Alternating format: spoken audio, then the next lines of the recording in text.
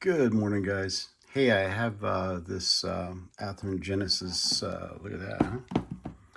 These, anyway. So yeah, we've got ATHEARN Genesis SD45-2. It's 5704. Rumor has it that this guy's been restored and is at the train museum close by. I need to investigate. But anyway, this is a DCC ready model that was on sale at Train World, so I picked it up, and I have a Blunami decoder. I'm going to go ahead and install that and go through the process of what's involved. The instructions say that we need to remove the couplers, and then there's a screw here and or here. I think there's one right there. Anyway, the screws that hold the top shell on are supposed to be pretty close to the fuel tank. So let's get that taken apart and take a peek inside and see what is going to be required. I'm sure I have to get a speaker as well, but uncertain. You know, when you look up the descriptions of these models, if you're not familiar with them, it can be kind of frustrating. It says it has a 21-pin adapter in it. It doesn't say anything about a speaker or speaker enclosure. So you're kind of, playing a guessing game until you receive the model and take it apart. That's kind of frustrating. They should, spell it out for you exactly what you need to convert this from DCC ready to DCC, right? Anyway, hopefully this video will help. And I'm sure that most other ATHEARN Genesis diesel locomotives are very similar to this one. So let's take a look inside. And just a quick shot. Yep, there's one screw right there, dead center of the screen under that truck. And the other screw is dead center of the screen under that truck. So let's get those off. The coupler boxes popped right off, no problem. Gonna have to replace those with KDs anyway. So let's keep on trucking. Okay, shell's off. It's a good tight fit. Fore and aft, so you're gonna have to kind of rock it, when you pull it up. So yeah, 21 pin, and we've got lots of wires. So I'm assuming that those beacons on top are wired. There possibly is a cab light and obviously a forward and rearward headlight. So let's take a look at this board and see what we have here. Hopefully some of this stuff is labeled as far as which function or aux output these wires are connected to. That way programming the decoder is a little easier. Yeah, hopefully that'll focus. Anyway, so all the reds are bundled. They've had those listed as F0 positive and then F0 negative, and then there's two black wires coming up out of the same bundle that go into F3, so that's function 3, probably for the strobe lights. And then we have track pickups forward and rear, and rear headlight wires going up there, connected to F0 here, and then there is looks like a 28mm speaker enclosure, so let's open that up and see what's going on in there. Okay, there's your speaker enclosure. Looks like a 28mm. Basically, they have a weight in there if you're planning to run it without sound. Interesting. Pretty hefty weight. Fits perfectly in there, held in place by two screws. Let me see if I have a 28mm speaker. Well, it looks like I do have a couple of 28s, fresh off the boat from China via eBay. So anyway, yeah, let's check the ohm reading on these first before we decide to use them. I think they should be 8 ohms. Yeah, that's probably it. I'll check Soundtraxx instructions as well, but 8 ohms rings a bell. What do we have here? Looks like 7.8 ohms. If I can keep these on here, filming and doing the work with one hand's interesting. Yeah, 7.7. That must be close enough for Chinese work. But anyway, I think we'll run with it. Okay, pretty much the only soldering I've had to do was to the speaker. I'm gonna put a piece of Captain tape over that because if we lay the model down here and look, ATHEARN didn't do a great job of leaving us much room for speaker depth there. I have a little spacer ring that's made up there to get it up and away from that, but just to be sure, I'm going to put some tape over that so it doesn't make any contact with the chassis. Okay, speakers in, I use a couple dabs of kind of a sticky glue that's not really permanent, stays a little rubbery. Should be fine. This is actually going to be flush against the side of the shell though, which is interesting. Anyway, we'll see how that sounds. Looking at the motherboard here, S plus, S negative, assuming that's speaker plus and negative because everything else is labeled function. So I'll solder these two wires up here and plug in my Blunami 21 pin.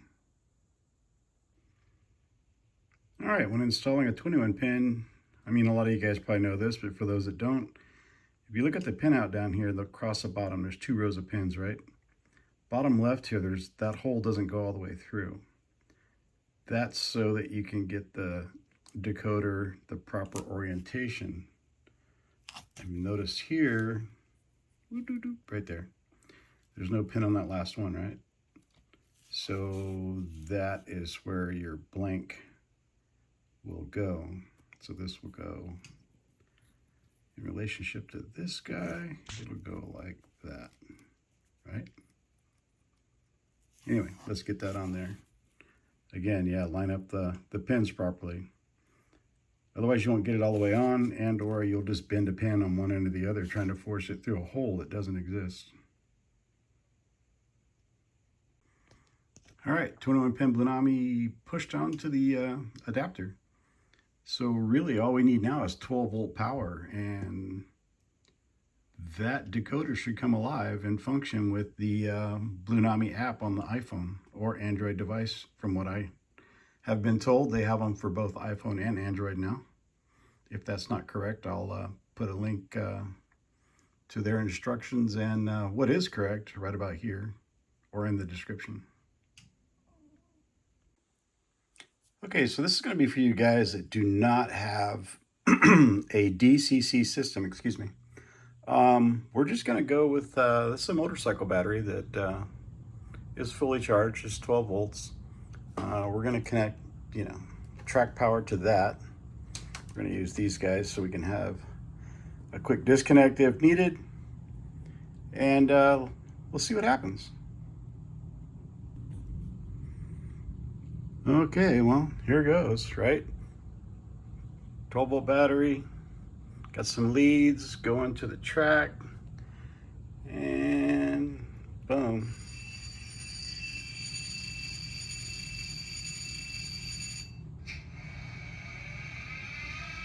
She's starting up.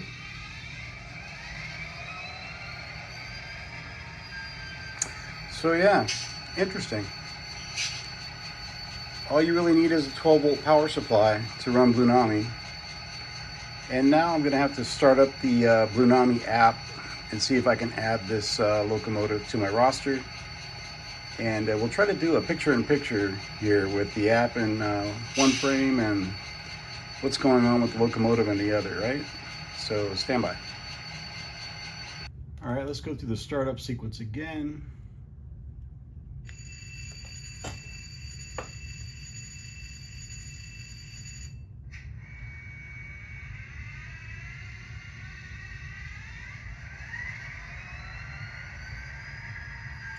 I'll see if I can do a screen record here with my other phone.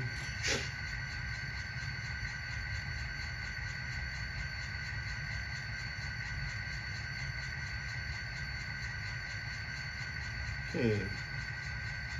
All right. Got the Blunami app going.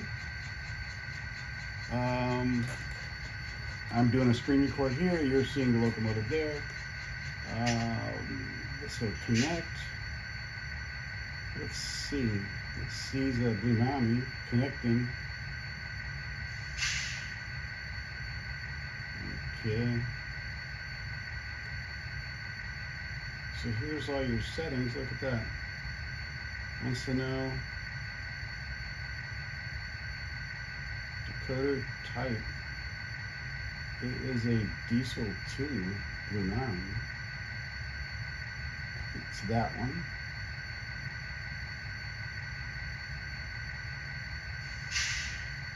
DCC address is 3.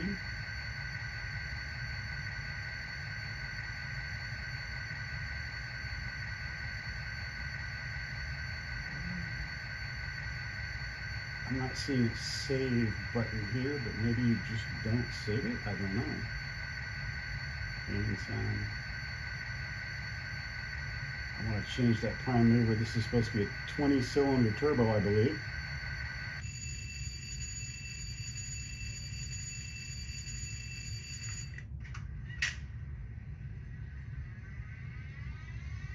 I mean, everything else we can leave default for now. Just and you can see there's master volume here. It'll open up. You can scroll down. Look at all the things you can change: air compressor, coupler, poppet valve, generator, other sounds. Let's see what that is. Dynamic brakes, gas turbine. Wow, there's all kinds of stuff going on here. So yeah, you got a ton of settings and you never have to mess with CVs. How nice is that? Other settings. Reverb. Short reverb. Reverb output. What are our options here? Let's go a minute. Oh, wait a minute. Let's drop that back down. Let's do a short echo. That always sounds kind of cool.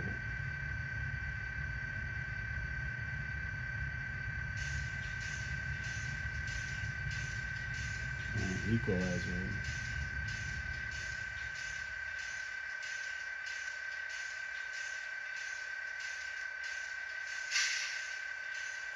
Alternate sound mix.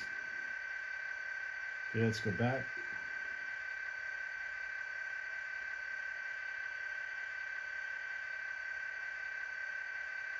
Directional lighting.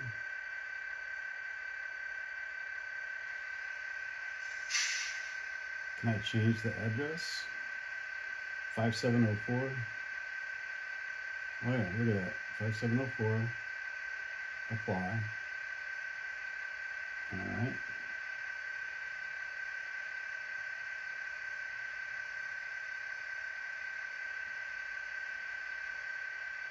Looks like the lights are on. Light off, light on, bell.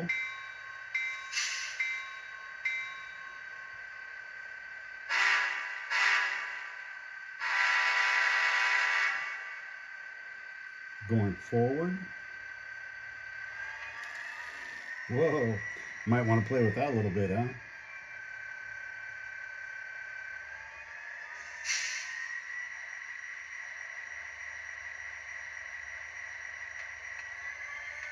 The voltage readout up here in the corner.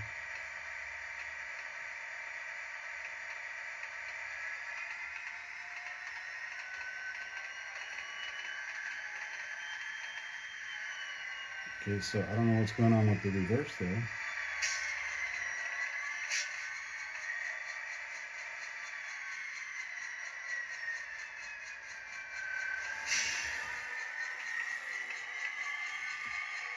Moves forward just fine. There we go. Dirty track maybe. That track has actually never been clean.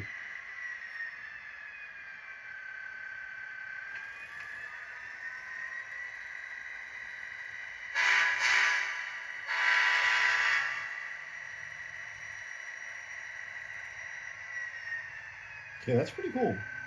Settings down here. Takes you back there. So, light settings, F3.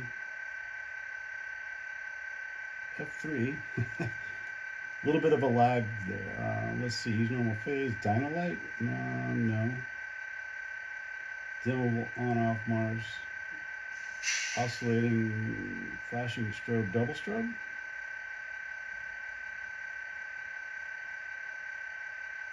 Go with LEDs here.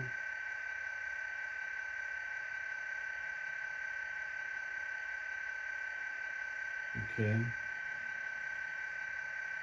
How do we do F3?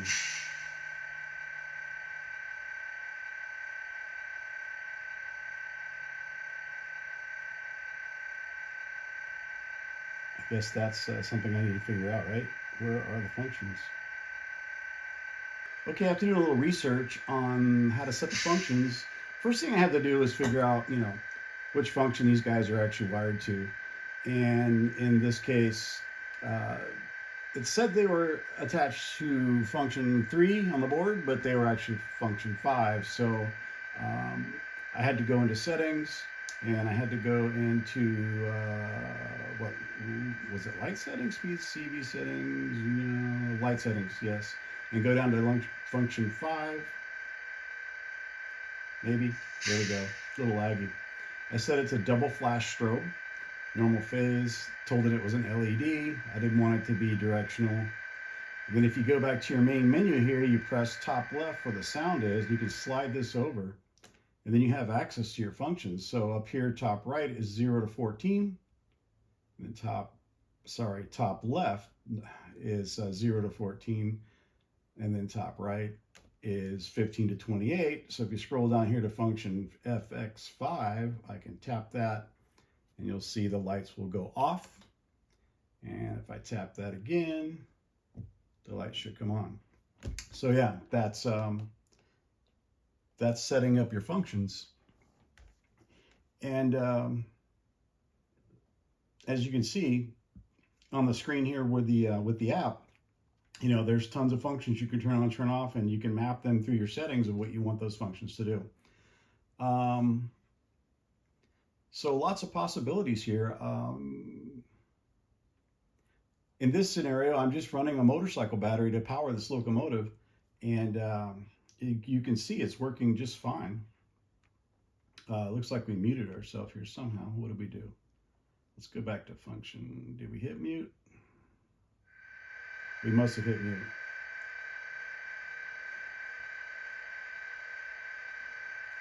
So yeah, locomotive's back to making noise. And where was I? Oh yeah, lots of options here as far as power. You don't even need a DCC system, so this could possibly be the most cost-effective way if you wanted sound and better control over your locomotives, and much simpler wiring, right? I mean, you only need 12 volts to the track. You could use batteries if you want. You could use a 12 volt DC power supply. You could use LiPo batteries, run a dead rail system. You could run a LiPo battery inside of a boxcar behind the locomotive, or in the tender if you had a steam locomotive. A LiPo battery that would fit in a boxcar or tender for HO would probably run this locomotive all day long. So complete dead rail system if you wanted to do that.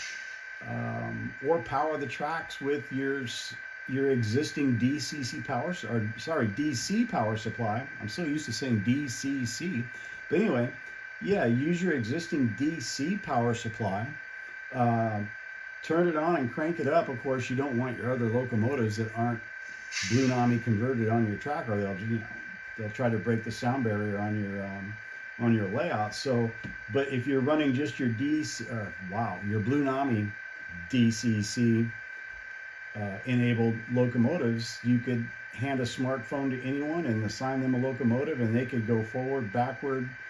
You guys could have head-on collisions, all that good stuff, have all kinds of fun. You'd have total independent control of your locomotive that's attached to your smartphone. The range is decent. I'm sure it's over 50 feet. I've went back in the corner of the house, and I could still control. I could tap the horn, and I could still hear that. Good Lord. You have to excuse me. I think Biden just stepped on, and my text messages are going haywire. Anyway, So yeah, range, I've stepped back, which is easily from this room, you know, 40, 50 feet away, and I can hear the horn when I tap the button. So yeah, I don't think range is an issue, but I've asked Soundtraxx, I don't know that I've gotten a reply yet, I haven't checked my email this weekend, but I asked them if they had any plans to add this Blunami feature to their mobile decoders. You know, the mobile decoders are the more inexpensive decoders without sound. Imagine if they made a mobile decoder for $30 to $40 that was Bluetooth enabled. That's for sure a very inexpensive way or inexpensive path for someone who's DC right now to start upgrading your locomotives. You could put a couple of, you know, Blunami enabled mobile decoders in your locomotives and start using smartphones to control them, or an iPad, or I believe an Android tablet or an Android phone now.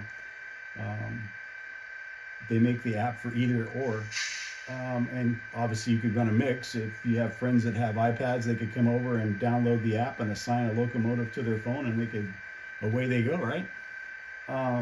But yeah, getting back to that mobile decoder with being Blunami enabled, you could pop a decoder in a DC locomotive for $30 to $40, and now it's DCC, and you don't even need a DCC system. You just need 12 volts. So yeah, this opens up a lot of possibilities. Anyway, yeah, I don't want to waste your guys' time, but you know, working your way around the app and figuring out how to make the throttle a little less sensitive, you know, because you see that it goes, if you slip your thumb up too far too quickly, she takes off. But you can, like that, just watch what you're doing. It's just a little touchy.